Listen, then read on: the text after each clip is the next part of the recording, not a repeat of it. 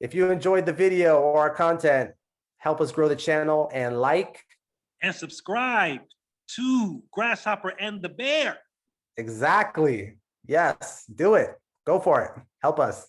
Help you. Help us. We appreciate you. I am. What's up, man? What's up, Josh? Welcome to the Grasshopper and the Bear. Doing good, Josh. Good to be alive. How about yourself, brother? I'm pretty good. Good, good. Glad to hear it. Glad to hear it. Appreciate you joining us. Yeah. You know? All right, Josh. We got you here. We're very excited to finally get you on here. Wrestling pedigree is outstanding, okay? And you and I also are former training partners in mixed martial arts. And we have a history together there when we're both competing professionally. I just want to list off a few of your accomplishments to start so people know who they're dealing with when they watch this. In wrestling, Olympic regional trials place winner, 2001. 2003 national ranked NCAA Division I. Damn. Wrestler in 2001, 2003 SFSU wrestling team. 2000 University of Iowa wrestling team. 1999 Central Iowa wrestling team. By the way, Iowa's produced some of the best wrestlers ever, known for their wrestling. 1999 Central Iowa wrestling team, MMA Strikeforce veteran, Elite XC and WC MMA veteran. Those are different MMA promotions back in the days. Showdown Fights and the original MMA promotion from back in the days, Hardcore Rumble on the Rock competitor. Also formerly pre-pandemic and COVID, lead instructor, lead trainer, head trainer at Empower Gym in San Francisco, MMA and strength and training conditioning gym in San Francisco, owned by Tariq Azim, and which had a lot of UFC fighters come through and train there, and professional NFL athletes and the likes passed through that gym the past few years. Josh, welcome. Thanks, Javi. Yeah, I'll give you the $50 for all that little later. Thanks, man. Josh, real quick. How did you it says you won in the trials, the Olympic trials. Did you go to the Olympics? What happened there? So actually, Javier, don't make me older than I am. That it was 2004, so not 2000. Oh, okay, 2004. Okay. My bad. Okay. Gotcha. No, I'm kidding. Yeah, so I came in fourth at the at those trials, and ironically enough, I lost to Tyrone Woodley, believe it or not. Damn. Tyrone Woodley, everyone, if you don't know, actually everyone knows, he's about to fight Jake Paul, Logan Paul's brother, coming up in a exhibition boxing match. Former UFC welterweight champion, Tyrone Woodley. Damn, Josh. Yeah, so we wrestled for third place, and he beat me by, he was super tough, of course, but it was kind of a technicality as a clinch rule, where after regulation, if it was tied, you'd start in a clinch position, over and under position. And if you let go of the clinch first, they'd get a point, and then they get to choose top position. And essentially, so I let go of the grip, and he gets a point, and that was it. So kind of like sudden death, right? Kind of. Yeah, kind of. Yeah, back then the rules were a little different than they are now. But back then, I think wrestling was a little bit more. I don't know, it's different back then. Josh, before we go any further, I have to get this off my mind. I've been meaning to tell you this for months. Yeah. I've had some realizations, and I just wanted to share them with you, especially with you of all people, being an expert in wrestling. And you also currently coach wrestling for high school, and we'll get to that in a little bit. I had a realization, Josh, and I wish I realized this sooner, at least realized it. So I don't have a wrestling background, Kendrick. As you know, I've never wrestled until I got into mixed martial arts, where you have to know at least the basics of defensive wrestling. And that's what I was worked on with Josh and other of my training partners on my MMA team. I worked on defensive wrestling because I was already good in striking. Now, most of the dominant fighters, most of them have a wrestling background, or at least good in wrestling. Man, I'm looking back, man, I was just swimming upstream without having a wrestling background. If I would have just wrestled in high school, Josh, and then started MMA like I did competing when I was 30, because I didn't start competing in MMA until I was 30. I was training for it for 2 years before I competed. But in terms of just working on the MMA game. If I had wrestled in high school, Josh, I think I would have been massively more of a problem for people if I just had that basic wrestling language down. But I didn't, man. I was just like a drowning fish when it came to the wrestling, the scrambling, because your body develops into whatever you're doing at a young age. You know, if you're a karate guy and you start karate young, you're always a good kicker or whatever. You're always quick on your feet, like Stephen Wonderboy Thompson. If you start in boxing at a young age, you always got good hands. If you start wrestling at a young age, and I mean young, like let's say 10 years old to like 15 years old, 14 years old, your body's programmed that way. You never forget that muscle memory. And if I had that, man, I think I would have did more damage, man. I was just, it was just rough, man. I wish, but c'est la vie, man. So hopefully Enzo can learn some wrestling. Wrestling. I mean, you definitely, if I were to, and I'm not saying this just because I'm biased towards it, but wrestling of the 3 disciplines, it's definitely the hardest to pick up. Just because, I mean, the type of kinesthetic awareness that you have to have is unparalleled. It's like gymnastics with another person. And the thing with wrestlers, where they have the benefit is they can dictate where they want to take the fight. If they want to keep it on the feet, they can stand up because they're not going to get taken down, and then vice versa. If they're getting, outstruck on the feet, then they always have the option of taking it down to the ground. So, yeah. And Josh, I am sure. Go ahead. I'm sorry. No, I was going to ask. Clearly, from the impressive things you've accomplished throughout the years, wrestling has been good to you. But from a psychological standpoint, how has it been a blessing? How has it been good to you? Share the other side with us. Yeah, well, I'm telling you, this sport has taught me so much, just about, perseverance and like the work ethic it instills in it is unparalleled. And it's all relatable to life. It's every time I call it whether it's a wrestling mat or in a cage, it's kind of the place where I can express myself honestly. If you, up to that point, if you did everything 100% honest, it's going to show in there. You can't fake your way through a fight or a wrestling match. Your real self is going to show. And that's, that parallels life. If you try to just fake your way through life, it's that you're going to get caught.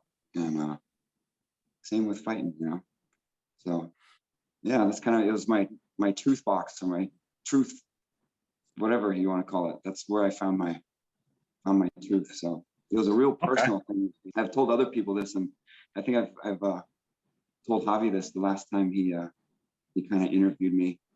People tried to get me to go watch fights with them, UFC fights and stuff, and it's a real personal thing with me. And it's almost like, say your best girl dumped you, right? And then you got to go see her hold hands with some guy at the movies or something. That's how it was for me. And it's like, no, that's my thing.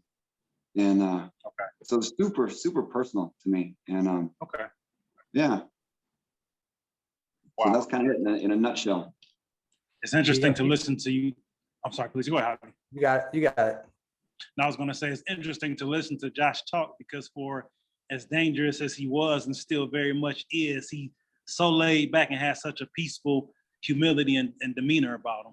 Love it. Bro, Kendrick, it shines. This guy is, sorry to interrupt you, is so freaking good on the mat, bro. Just everywhere, but on the mat, Kendrick, this guy will tie you up and make you cry, bro. I'm not kidding.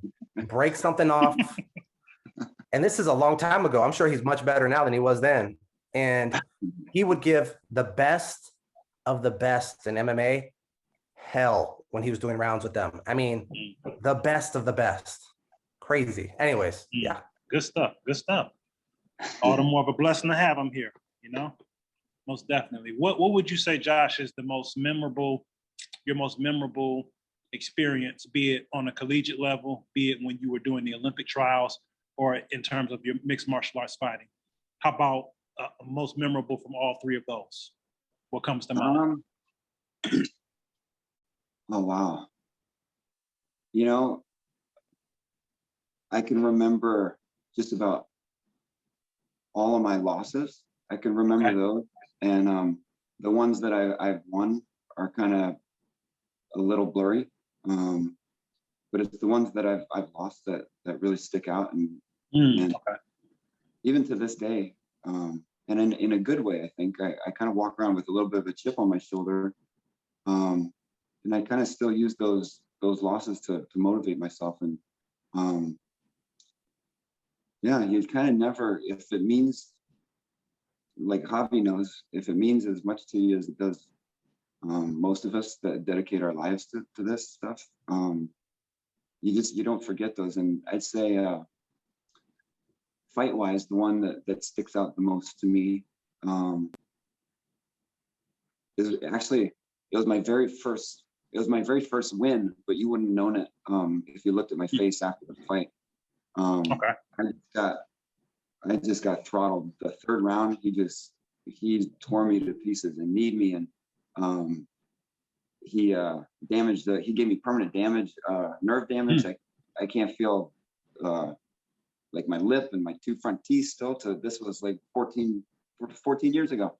Wow. And yeah, I went backstage in the trailer. I remember Chuck Liddell being back there, and I went to the bathroom after the fight, and I was urinating blood, and like it was just horrible.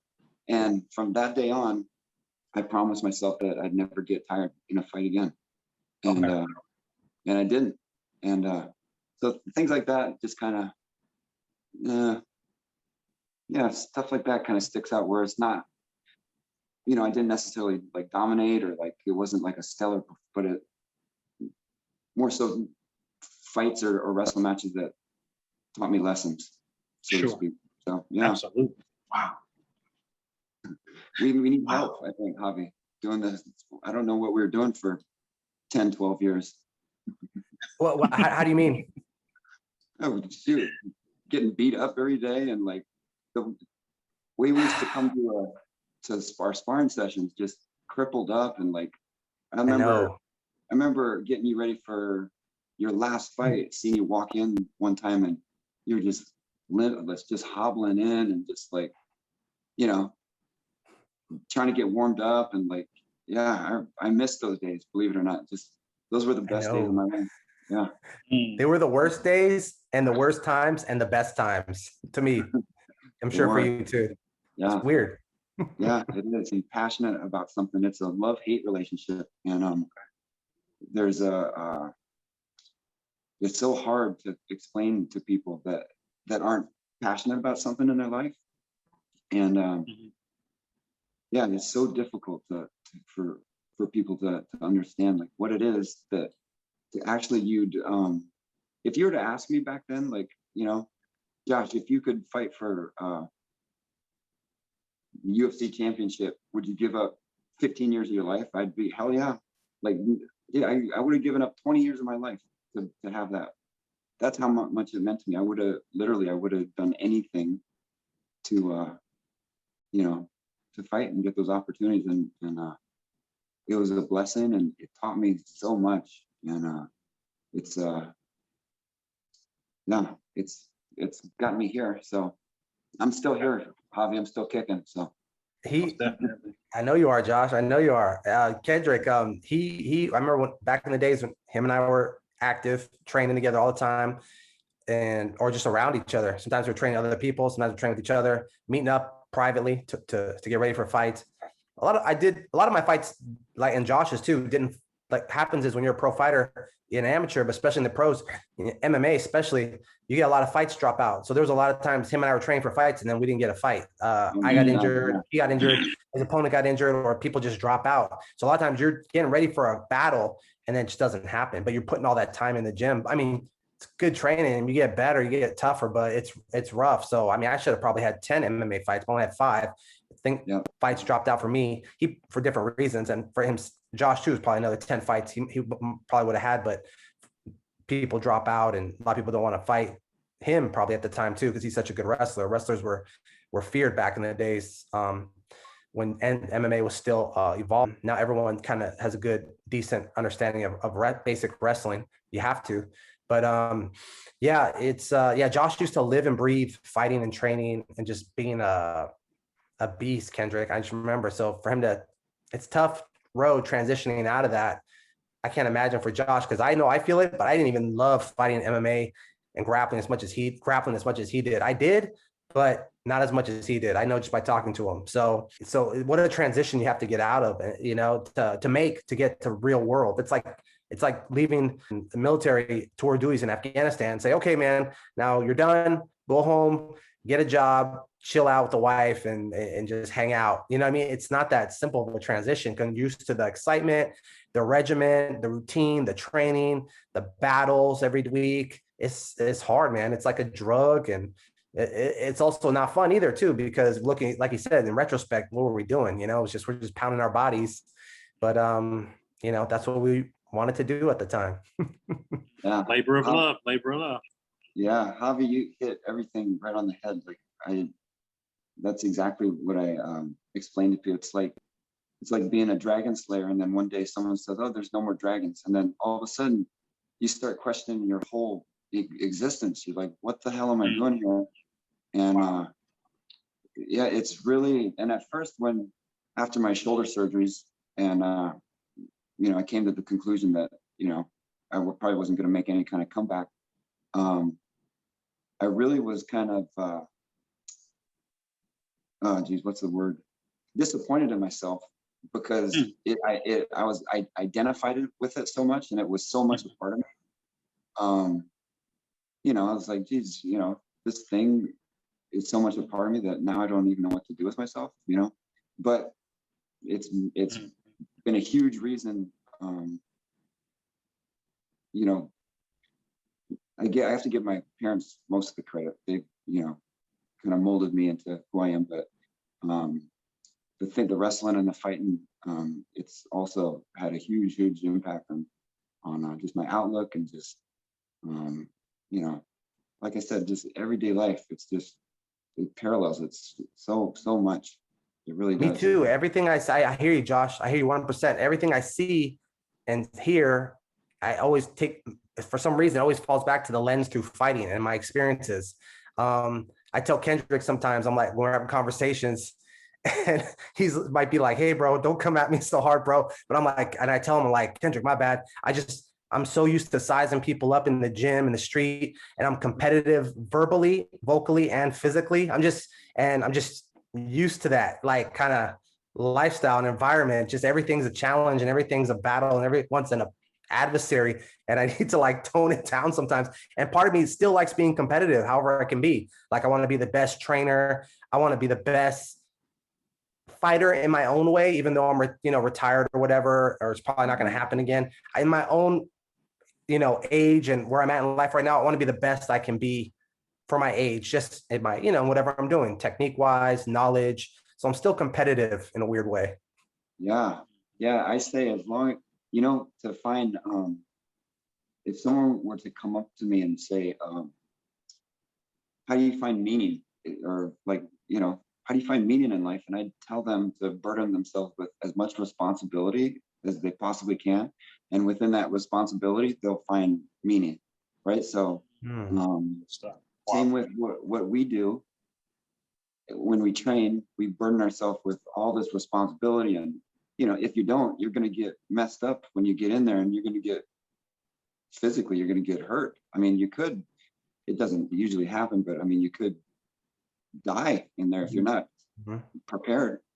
And big time. That just gives, to the highest degree, that gives you, I mean, the meaning and the responsibility that you take is just, I can't even, unearthly. It's life or death. Yeah, and I say, as long as your trajectory in life, or your aim, is headed upward, then you're doing the right thing. So, and that's my thing. I don't ever want to stay stagnant, and I want to keep moving forward. And I found another activity that I know that I do, that I've been, fairly successful at. I'll never be as good as anything as I was that, what we're talking about, but I've been able to find other things to keep me busy and out of trouble. So He's got a new outlet, Kendrick. He got a new hobby. He got away from punching people in the face and breaking their arms to something else. What do you do now, Josh, for fun or exercise too? Competitiveness. Exercise, yeah. So I've won 2 national championships on the velodrome on the cycling track. And, nice. Congratulations. Congratulations, bro. Yeah. So I don't know how that happened. Well, that was kind of my foray into athletics, actually, when I was a little guy, following my dad around. He was a pretty good cyclist and bike racer. But so yeah, I've always wanted to kind of do that. And then at 38 years old, I kind of gave it a go, and then I'll be darned. So it's like I took to it, and I think it's just the discipline that wrestling provided, and the structure. And I was very good at knowing how to periodize my training and all that stuff. I'm like a geek with all that stuff, and Javi, you know, I'm a stickler for technique and oh my God, stuff. Dude, to the more than anybody, crazy, psychotic, even. No disrespect. No, it was my obsession. I was obsessed with just learning, and it's just a cool thing to have something in your life where you just always feel like you're progressing and moving forward. So that's definitely. That.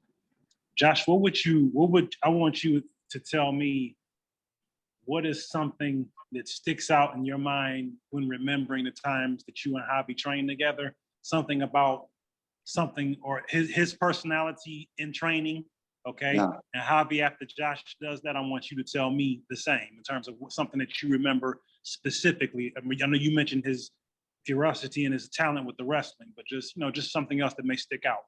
So Josh, will lead off with you, and then Javi, you follow up. Yeah, so first of all, Javi and I just clicked right off the bat. We have very similar personalities. I call it quiet confidence. We're quiet guys, but then you get us in our environment, and all of a sudden people kind of don't recognize you. You're like, who's this guy? And I remember, and I'm very picky with my my training partners. Sure. And most of my training partners are acquaintances at best, and then I always considered Javi a buddy, like a friend. And sure. Javi can attest to that. I always treated my training sessions like going to work. I'd show up, and I was the guy in the corner warming up by myself while everybody else was kind of socializing and getting ready to spar. I was one in the corner warming up by myself, and then when it was time to go, we go, and then when it's time to leave, I get out and leave. But Javi was actually he's actually somebody I wanted to get to know and be friends with, and because I could relate to him. And he was a family man. He was a great dad, and loved he had a very special relationship with his father, like I do mine, which we can relate to.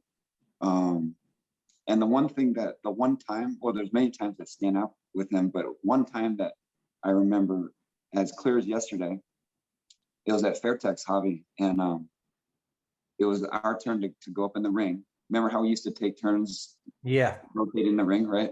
Yeah. And that was always kind of a cool thing when it was your turn to go up in the ring, because you're kind of on showcase, everybody can see you, and you're 5 feet above the floor and everything. And then you beat me up that day. Like, you just peppered me to death. And I was getting ready for a fight, and I went down over by the heavy bags, and I was just ticked off, and like I threw my gloves and just frustrated as all as could be, just because not because it was Javi, just because I wanted to do good. Yeah. And Javi came down, and he was like, Josh, it wasn't anything I did, was it? And this guy just got done beating me up, and then he's compassionate enough to come down and tap me on the back and say, hey Josh, I didn't do anything. And I was like, no, Jav, I just feel like an idiot and pissed at myself. But yeah, I remember that as clear as day. Wow. And one of the best. It was every Wednesday for a long time that me and Javi would meet up in the afternoon, and we'd do our own little thing, have our own little battles in the ring, and those were some really great times. Wow. It's crazy how I vaguely remember that. You know, we all have selective memory, and but it's cool because we can remind each other of the stories. You know what I mean? So that's thank God. Yeah. So we each remember different things. I remember that happened with Alex too one time, Josh. The same thing that happened with you. Yeah. But you know what I mean? After him and I got done, it was the same thing. And he was really upset, man. Yeah. I remember you were upset, but but he was really upset, and I felt bad too. And just stuff like that, Javi, would ruin my day. Like, yeah, I think about it all day, because when you're trying to be the best in the world, that's how it is. You're a perfectionist, and it's crazy. This is rough, man. I guess I would get I'd get beat down a lot, Kendrick, too, in these sessions. And it's rough, man. I guess I would internalize a lot of it and maybe unleash it in other ways. Who knows? Maybe less productive later on. But yeah, man, I mean, we all had our days. I mean, I remember absolutely the one that sticks out for me with Josh is that his character, Kendrick, like, he's the type of training partner that, and this happened with me quite a bit, where if he books a session with you where him and I are gonna work, we're gonna work on takedowns, we're gonna work on boxing, then we're gonna work on MMA sparring where we do takedowns and submissions. And if he books that with me, it doesn't matter who calls him. It could be, Chuck Liddell or whoever was famous at the time, Randy Couture, and said, "Hey, Josh, I want to get some working with you at this day and time." He would never cancel a session with me. It doesn't matter who it was. It could be the president of the UFC. He wouldn't cancel a session with me. And then he would say, "Hey, man, sorry, but I already booked Javi, but we're doing a training, but you're welcome to come and get in rounds with us, in between if you want." So many times you have like UFC fighters coming in to our session or just coming and so they could get in work with Josh. You know what I mean? That's how sought after he was because he's such a good fighter and such a good grappler. If you had a fight coming up, an important fight, you needed to get some and you're professional, don't do it for a living. That's how you make your living. You needed to get some rounds in with Josh. You know what I mean? I was lucky. I always had Josh at my disposal. So that comes back to us being buddies. So, you know what I mean? But, and I always align myself with people who good character, people I can vibe with, and then also people who I can learn from, because I obviously wasn't a proficient wrestler, obviously, to put it lightly. Josh wrestling credentials are always outstanding, and his work ethic too. So it's all about who you align yourself with. And I'm sure, and many a time, Josh, submit me, send me for a ride, literally in the air with his wrestling. And, but that's how you get better, man. That's how you get better. And it's always awesome to see Josh get good at striking and piece me up too. So it's just good times, man. Good times and the worst of times and the best of times.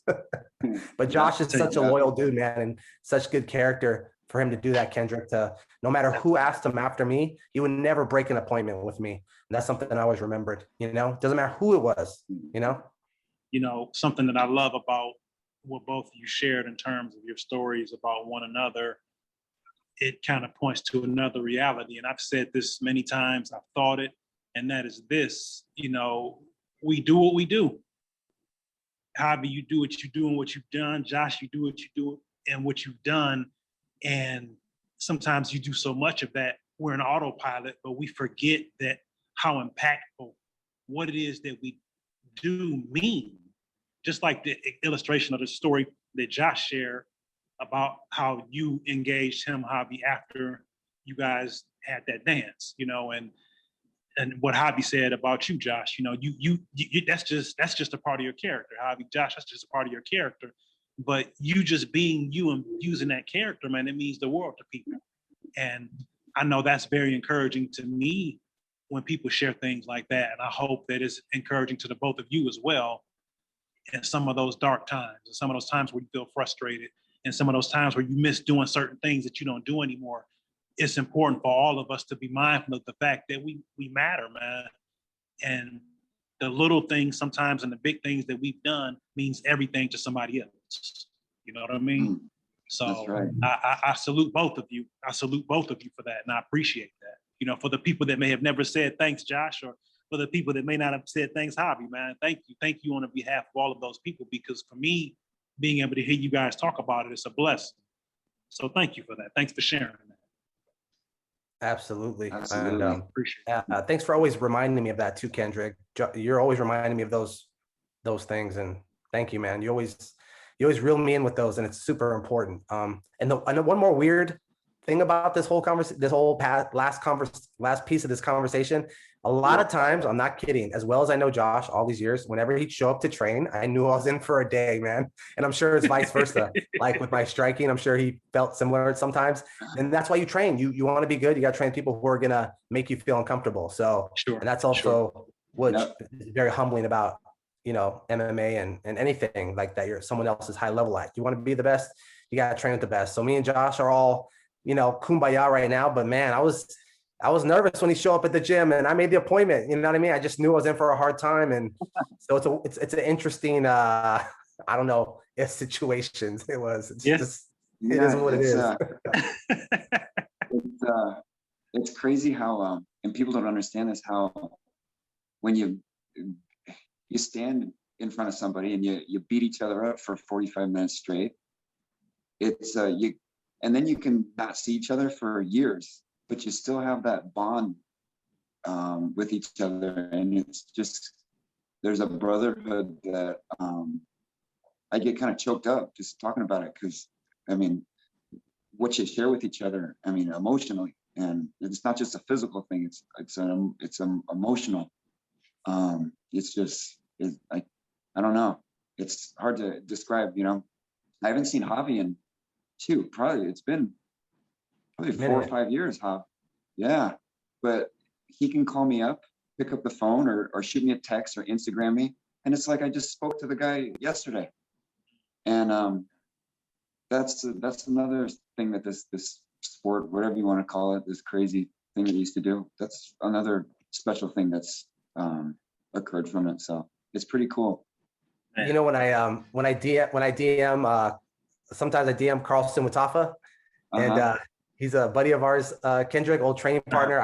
Me and Carl go way back. I remember when he first started, and I don't know if he's in Bay Area now or in Vegas. I see a lot of videos. I know he was in camp with Francis Ngannou, the UFC heavyweight champ, on his last fight. Wow. Okay. And I DM. So this is one of our old training partners, Carlson Mutafa, me and Josh's training partners. He's a Bay Area local. He heavyweight MMA fighter, and he was in camp for Francis Ngannou's last fight, which is a big deal, UFC heavyweight champion. And I DM'd Carl. I said, "Hey, how is it with Francis, bro?" And he said, "Dude, that guy's strength is not even worldly. He's too strong, Jav. He's crazy." And I was like, okay, if Carl said that, this is right before Francis' last fight, I was like, he's probably gonna win. He's gonna beat Stipe, and he did. He beat Stipe, knocked him out, and then Carl starts DMing me about our old training stories, like you and Josh and I are talking about right now. It's so, he remembers so much that I forget. And Carl always says, remember that time you hit me here? And he's DMing me this. It's so funny. And anyone read this, they look at me and not believe what he's writing. But it's just is what it is, man. We all got a brotherhood. You know what I mean? It's just from all our times training together, all those years, coming up together. Mm-hmm. Yeah, it's cool when you can hit a buddy in the face and they're good with you. Right. Josh, before we reel in here, brother, we appreciate you taking the time today. Please tell us about the legendary Dan Gable and your interaction with him, known as one of the best wrestlers and wrestling coaches of all time in the history of wrestling. So I was a walk-on at the University of Iowa in 2000, and literally I think I was trying to do the wrestling version of Rudy, and I got on the Greyhound bus, and with my duffel bag, and went to the wrestling room. And I was like, Jim Zaleski was the head coach at that time. Dan Gable retired 3 years prior, and they gave Dan Gable a position. He was assistant to the athletic director. I had to get my associate's degree that semester to be eligible to wrestle Division I. So that's what I had to do academically. So in the meantime, I needed somewhere to wrestle. I didn't have anywhere to practice. So I went to Dan Gable, who was running the Hawkeye Club, which is at the time, one of the top freestyle clubs in the country. And, you know, he didn't know me from Adam. Like, so I knock on his office door, and he's on the phone. And, you know, it's like, you know, a basketball player standing in front of Michael Jordan or you know, somebody like that, like no different. That's intimidating. Damn. Yeah. And, you know, at the time I was 21 years old. Oh man. And and people don't know this. I didn't start wrestling until I was 16 years old. So at the time I had only been wrestling 4 or 5 years, and then I walk on to the best program in the country. That's crazy. So, I thought you started when you were like 3. No, I was in San Francisco, where San Francisco is wrestling's about as big as a peanut. Huh. And yeah, another tidbit you didn't know about, huh? But that's so anyway, crazy. so I walk in there, and his first thing he says to me, he's a very serious guy. He's like, he's very I wouldn't say eccentric, but he's just off in his own world, just like totally engulfed in his thing. You know, like a lot of athletes are, but he's like on another level where he's got this one mind. He's so one-minded that it's like everything else just doesn't matter. So I walk in, and he says, first thing he says, "Do I know you?" And I stand there, and I'm like, no, but Coach Zaleski told me to come down and talk to you, see if I could practice with the club. And he kind of chuckles. He kind of laughs at me. He's like, "Oh, really? You think you can hang?" And I was like, "Yeah." He says, "Okay, come do it." He says, "Come to practice tomorrow, and you know, we have practice at 4 o'clock tomorrow. Come up and I want you just to watch and then see what you think." So next day I come and I show up right on time, and I sit in the bleachers, and he comes up to me after, and he gives me a little index card and says, "Okay, put all your credentials on this card and then go put it in my locker." And you know, I was no blue chipper coming out of high school. I didn't have any credentials to write. I was like, what the heck am I going to write to Dan Gable, freaking Olympic gold medalist, world champion, Damn, 3-time NCAA champion, you know, one of the best wrestlers America's ever had. So I do my little whatever I put down, and then put in his locker, and I come back out, and he's like, "So what do you think? You still think you can hang with these guys?" And I was like, "Yeah." I was like, when can I come?" And he laughed again. And he had me give me his phone number. And looking back, this was another lesson that I took from that time in my life. I gave him my phone number. He said, "Okay, I'll give you a call, and we'll see." And, you know, I was 21 years old, a kid back then, and very innocent and like kind of naive. And, you know, I'm waiting around for his phone call. You know, 2 days go by, a week goes by, 2 weeks go by, and I never hear from him. I'm like, all right, you know, he wasn't interested. And looking back, I know he was looking for me to show the initiative, to like keep on hounding him and keep on bugging him. And looking back, I would have beat down his door, and to have that opportunity to have, you know, been coached by him or wrestled for his club. And I really think that's what he was looking for. Is he saw a very enthusiastic young kid, but he was looking for some a little extra. Yeah, a little extra, just a little extra. What's the word? Just he wanted to see if you go out of your way. And that's what the philosophy there when he was the coach was: you treat everybody like eggs, and you throw them against the wall, and you keep the ones that don't break. That was his thing. And so looking back, that taught me a lesson. It taught me, you know, when you get your foot in the door, just bust the thing open and get in there, because you don't have anything to lose. And, you know, it was very intimidating talking to somebody of his caliber at the time. But at the same time, I've come to realize that those people are, you know, they're just humans. They're very special humans, but yeah. That's something Kendrick tells me all the time, because, you know, he kind of brings me down to earth in that way. He tells me how, you know, they're all humans just like us. I'm like, no, they're not. Oh, well, maybe you're right. Maybe they are. So yeah, that's the story with Dan Gable. Very brief time with him, but it was influential as can be. So how can people find you for training if they want to just show you some support? Are you on Facebook? Are you on IG? Well, I know you're on IG, I'm sorry.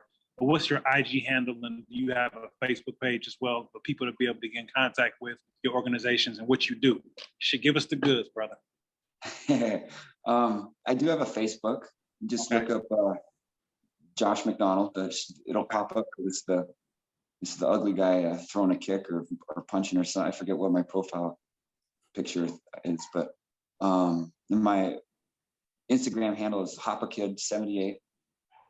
And yeah, they can find me on there. And since this whole COVID thing, like Javi, I've just been hustling, trying to get people back training. And I got to make it out your way soon. I'm gonna hit you up any day now. You've been on my mind, Josh, to come to your crib and train if that's okay. I'm fully vaccinated and all that jazz. So yeah, absolutely. When maybe you're ready, show Enzo a couple of single leg entries. He likes the single leg for some reason. I'm not kidding.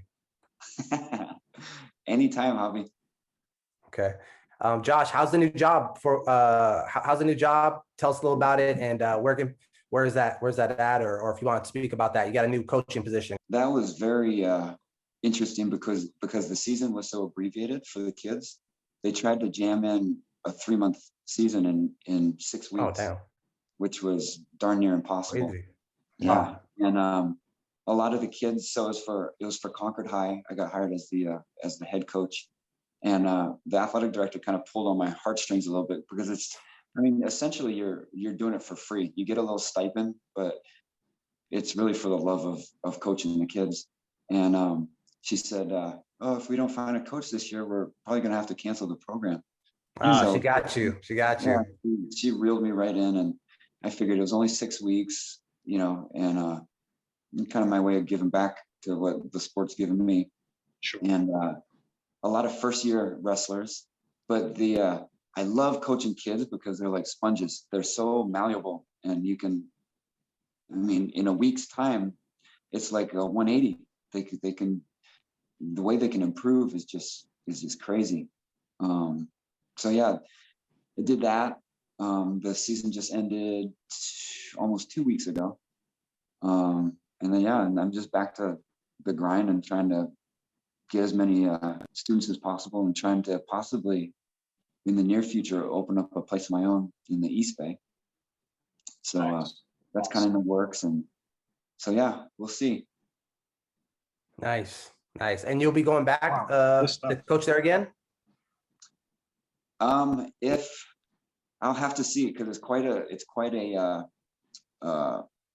you have to be, it's time consuming as can be, so, and it's a 3-month season. So damn. Yeah.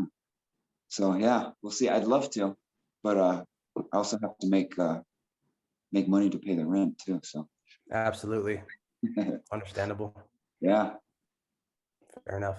What would be your words of wisdom? Oh, geez. To share. I don't know if I'm not too eloquent with words, Javi. You know me. Words of wisdom. Don't ever stop. Just keep going. I think that's the key. Is you just keep moving forward, no matter what. No matter what happens, you just pick yourself up and flip your blue collar up and get after it again. That's about it. Sounds good. It's not always about being eloquent, but the message is effective. Josh, we appreciate that, brother. Hey, Josh, man, have a great rest of your day. Thanks for coming on, brother. I appreciate you sharing your story and letting the old times, the good times, the old times, and let's make some more memories, bro. I'm gonna come up and visit you soon. We'll get some training in. Absolutely. Hey, Josh, good talking with you. Good meeting you, brother. You too, Kendrick. Thank you.